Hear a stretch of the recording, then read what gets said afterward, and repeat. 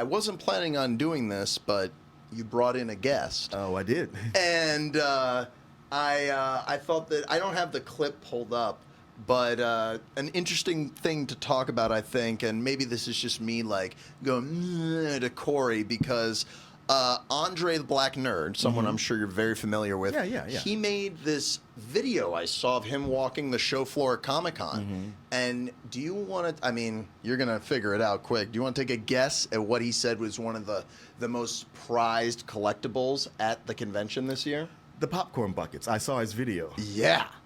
And Martin, who said he wasn't going to get this bucket, was given this bucket.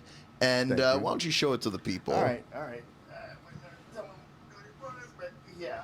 I did say this would be the one popcorn bucket I would want, even though I wasn't going to buy it. But it was gifted from Tarlin, and it is the Devourer of Worlds. Let me turn this so you can see.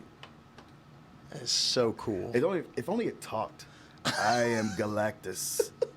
I mean, it is pretty cool as these things go, although what they charge for these is still outrageous. It is, and I was telling you, Herbie costs $75, which is nuts. And I think Galactus was $80. Yes. And I also brought this here because I had a question for you. Yes. Because you're the popcorn bucket aficionado. I know you will say, no, around here I am. Around here you are. Yeah, compared to everyone else. So I got this thing. Hello. Do I put popcorn down in there? Because it doesn't even seem practical. Like if I was sitting in the theater, the antenna is taking up so much space. How do I even sit with this? And then I'm reaching down in here, but there's little crevices there where popcorn can get stuck. Or how does this work? Do I now take this to the theater and say fill it up? You may be able to do that, but let me just tell you, I own 3 of these popcorn buckets. I have 2 of the Deadpool ones, and I got one for Scream 6. Yeah. Never once did I put food in it. Yeah, that's the thing. It just doesn't. Where's it? Grab that. Like when you turn the eyes on. It just doesn't seem conducive to putting food in. No. Like I thought about it. Like it needs a bag inside because if I put food in it, not only am I gonna not be able to get all the kernels out, there's gonna be grease.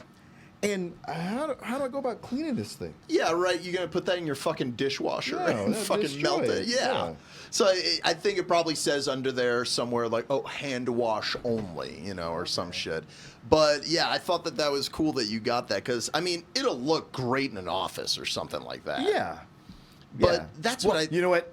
Now it would. Not the Fantastic Four movie is out. Yeah. And everybody is familiar with Galactus. Now it look cool. Yeah. Before, maybe not so much.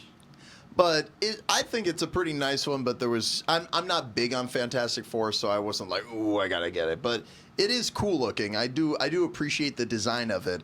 And it is crazy that Comic-Con has gotten so big that there's just what Comic-Con has become. The popcorn buckets got a big booth there. I thought that was really interesting. Yeah, where they're selling out. Yes, yeah.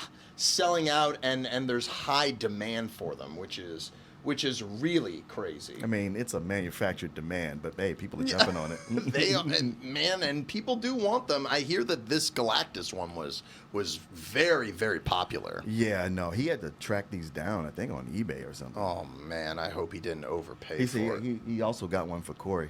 Oh. I can't wait to see. I loved Corey's reaction when I told him he wanted one. You must got me fucked up. But, speaking of Galactus, I guess we can jump around. There's no particular order that we need to talk about these things. Did you see the guy who was walking around in the Galactus show floor? Suit? Yeah. That's the biggest thing to me. Like, whatever news you got is nothing compared to that. Yeah. I mean, tell me honestly, do you think that was marketing? You think that Marvel hired this guy to walk around? I did wonder about that because that thing's expensive.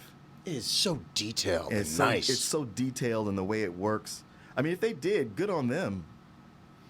I love, though, that whoever was with him was as the female version of Galactus, who's become more popular because she's the announcer in Marvel Rivals. So like, so her being like, make a path, clear the way, you know, like that was like kind of funny. But Well, man, I saw him walking up, and the doors to get in are not that high, and I was like, all right, buddy, now what? yeah, you got to get on your knees now so you can get in there and crawl in. But that really was impressive. And even if he wasn't paid to do it, I bet it still cost him a pretty penny to make a costume like that, because the amount of detail that he pulled off in a suit like that, And just the way it works. yeah, because I've seen costumes like that, like where people will do like these tall characters and they walk around like on these fancy stilt shoes, and it's really cool to see. That's one of honestly the best things I think at one of these Comic-Con conventions is just going there to check out like the cool costumes. Well, that that was the thing, because I used to go to Comic-Con every year, and then I stopped, and then when I would go back, I would kind of get bored. But the one thing that was consistently cool was all the costumes.